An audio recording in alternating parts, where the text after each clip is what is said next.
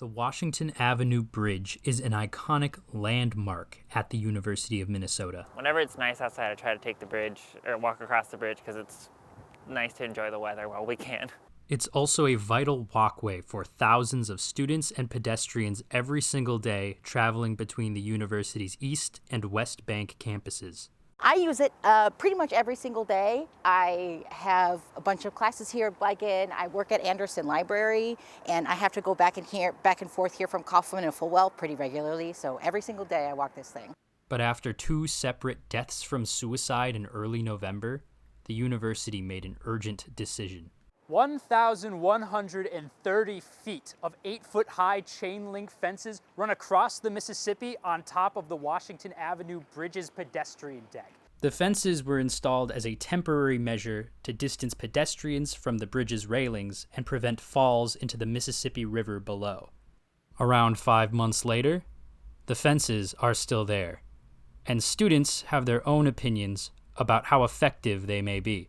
I will say it looks kind of ugly. This is probably not the most important thing, but it does look pretty ugly, and it's definitely keeps it in your mind, though, that there's a lot of people struggling then, and that the mental health services need to be doing more then, because I'm like, this is more of a dealing with the symptoms rather than like the actual cause of the issue. So I think it's a good fix for now, but I think the university needs to do a little bit more. And if they keep these, I think they got to actually do more official barriers on the bridge.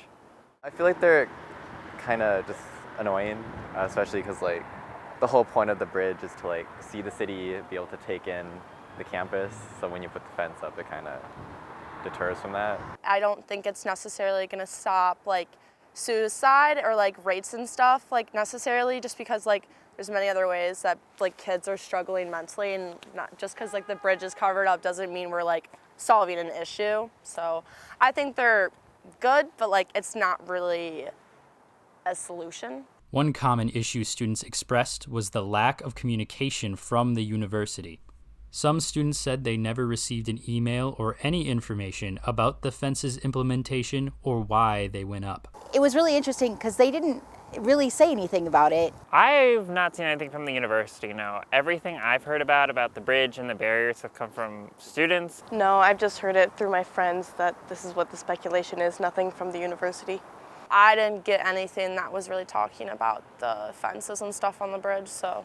Students said it can be difficult to talk about taboo subjects like suicide, but more open conversations about suicide and more advertising for the university's mental health resources would be a positive for the campus community. Maybe if more students were involved in it, so because I think sometimes talking to an older adult, a 30-year-old, it's more scary, where if you're talking to someone your age, it's more comfortable. So I think maybe having more student resource mental options would be good. Faculty and staff should maybe start reaching out more, because a lot of people I know who are struggling with mental health tend to not reach out during a hard moment. And I think that the push to have somebody ask if you're okay and check in with you is more helpful for somebody who's having a harder time. I think if they did more constant emails about mental health stuff, talking about how they're helping students, and having more questionnaires maybe even to see how we can help, would help the university a lot. I feel like there's a lot of things that they could acknowledge, all the things financially, all these stressors that really push students to the point where they might feel this might be their only option. Having a fence isn't really it doesn't send the message that we care about you as a student.